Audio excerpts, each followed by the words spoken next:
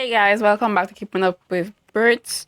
So, Criminal Minds season 15, episode 10, which is the final episode of the series, is out or has been out, and I break down the final episode in four sections, which is Reid's journey spiritually, Reid's journey physically, Lynch, and the goodbyes.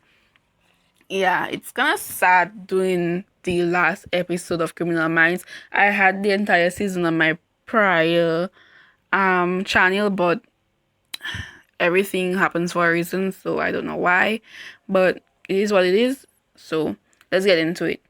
Now, for this season, we have been focusing out on Everett Lynch, and you will know why in a sec.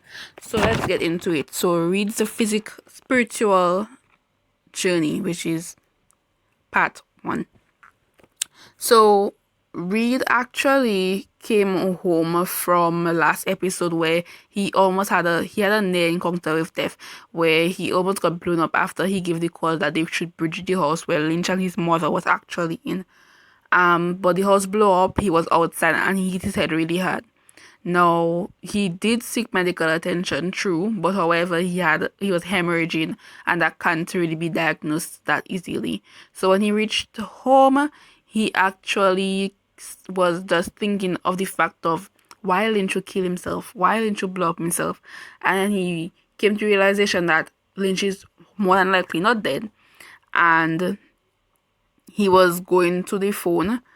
Then he knocked himself out, like he fell.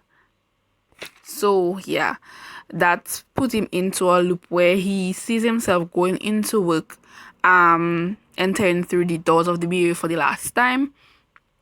And while he's there, he has a flashback of the BAU team in prior seasons with Shomar, we had Gideon, we had Hotch.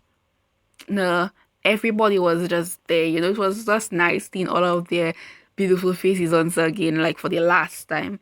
And eventually, he sees the team goes away and he sees somebody that looks like Penelope, so he goes to ask her some questions as to where the team is going.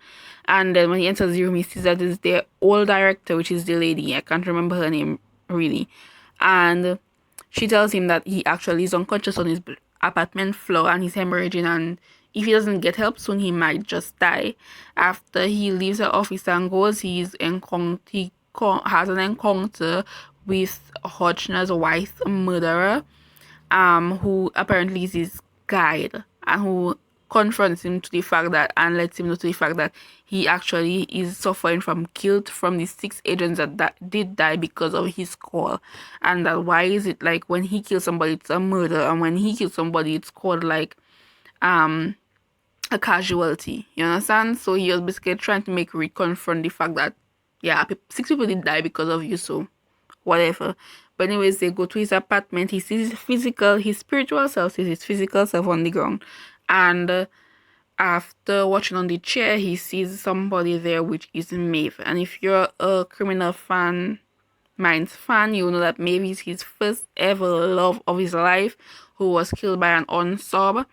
And he starts to apologize for everything and how he's so sorry and stuff. And she's like, it's okay.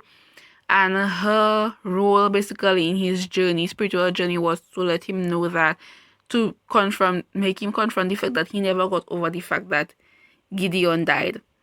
And because Gideon was the one who actually brought him into the BAU, and then he left him there, and he never really dealt much with the pain, and he hadn't came to his grave for a while. And then also she let him know that he needs to learn to stop seeking people's approval for his happiness, and just physically follow his heart and do what he thinks that will make him happy. Down to his physical journey, Reid's physical journey, when he actually fell, came home, he was actually having the headaches and he fell when he was going to reach for the phone. Now, when he fell, he started to hemorrhage and everything. At that time, the BAU they were dealing with the case, everybody's a little light because they think Lynch is dead. And when they that got the report for all the deaths. In they did see it was 8 bodies, but they recognized that none of the bodies were actually Lynch. So that made them to believe that Lynch was actually alive and he was coming after them, obviously, because he has no other business on to do. His mother's dead, everybody's dead, so he has no other person to target. So they sent officers to the different loved ones' homes to keep them protected and safe. And since Reid didn't come in and they thought it was because of the 6 agents that died, Emily sent JJ and Penelope to Reid's to basically check up on him and to get him to come back to work to where it would be safe for him. When they entered the house, they met him on the floor. JJ went to assist him and Penelope called 911. He was rushed to the hospital and then his mother was called because obviously she'll have to make some decisions in regards to surgeries and stuff that will help him because only family members can make that decision. Penelope tells JJ that she can go ahead and go to help the team catch Lynch while she stays in the hospital with Reid and his mom. Now, Reid's mom is actually doing much better, and for those who know, and she actually has her memory back for the time being, but we know that after her memory is gone, she is most likely going to die shortly after.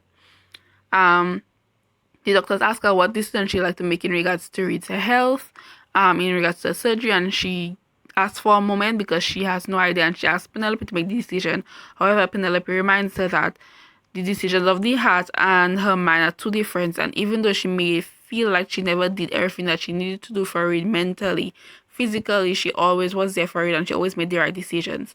So the decision was hers to make, and she did call the right decision because after Reid had this surgery, he actually had a seizure right there while she was trying to make the decision, and she did make the right decision because he came out of surgery, it was successful, and he eventually woke up while they was talking about some of his favorite clouds. Onto Lynch. Now, after they recognized that Lynch was going to come to them, and Rossi called his wife to let her know that Crystal to let her know that agent was going to come over,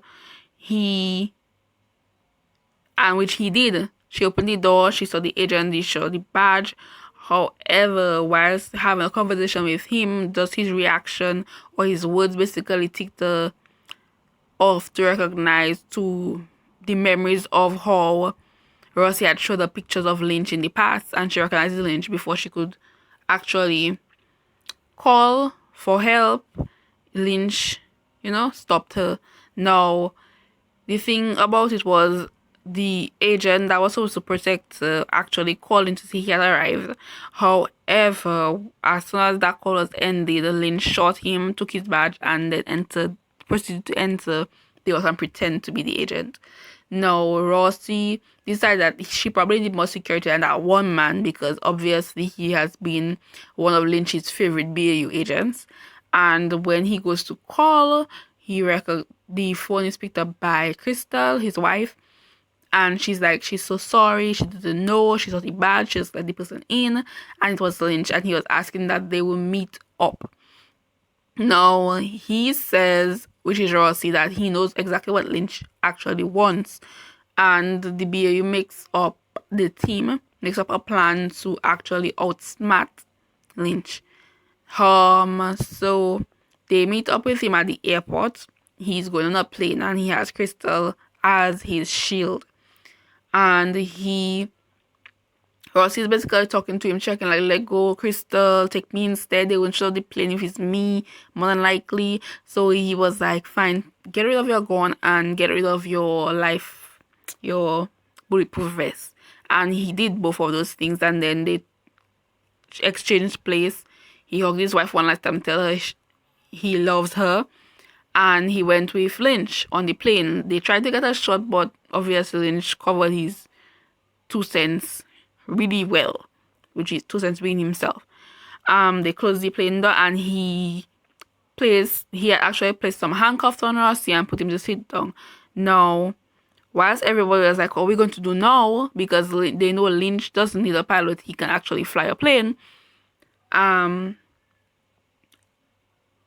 Emily is actually telling them that there are certain things about the plane that they don't know, because the plane was actually designed by Rossi and Gideon back in the early BAU days before they even had a plane. While she's saying that, we see Rossi taking out a pin from his watch and uses it to uncuff himself. Then he proceeds to go into some area on the wall and pushing it in to get a gun. And with that gun, he actually starts shooting at Lynch, trying to kill him. However, Lynch gets 3 shots on him, shoots him in his chest. He opens the door and he ends up falling, rolling off the steps of the plane to the ground. For which Lynch closes the door and he proceeds to try to take off with the plane. We think Rossi is hurt, however, it's just he had the bulletproof vest on, so he's okay. And at that time, JJ gives the order for them to start shooting at the tank, the fuel tank, so that it could leak. And when they started at first, it wasn't going through, and then after it actually did and it started to leak. So then she went to the car, she ran for a flare, and she shot it at the gas, exploding the plane before it could take off. So Lynch is dead. Yay! Now on to the goodbyes. Now in the goodbyes, I'm sorry this is so long, but it's the last episode. Bear with me. It's emotional. So they are saying their goodbyes, and Rossi, per usual, always throws a party in his backyard. And while he stands there waiting for everybody to come, he reminisces on the time that they had this huge party for JJ's wedding. And it's just beautiful to see everybody that was of the old seasons once again. It's really cool. Now, we see everybody even there saying their goodbyes to Penelope. JJ telling her she's the glue that kept everybody together. It wasn't her, even though she said it was JJ, but it's actually Penelope. And Penelope actually stands and gives her goodbye, and she tells everyone, she's sad to go, but she's happy that she was here. She'll miss them. She wouldn't be too far. She loves them and everything like that. And they cheer, salute, and they have drinks, dancing and singing and having fun. The next day they went to work, like maybe it might be a Monday, and they see that she's moving out of her office, which she's just supposed to do at the end of the week.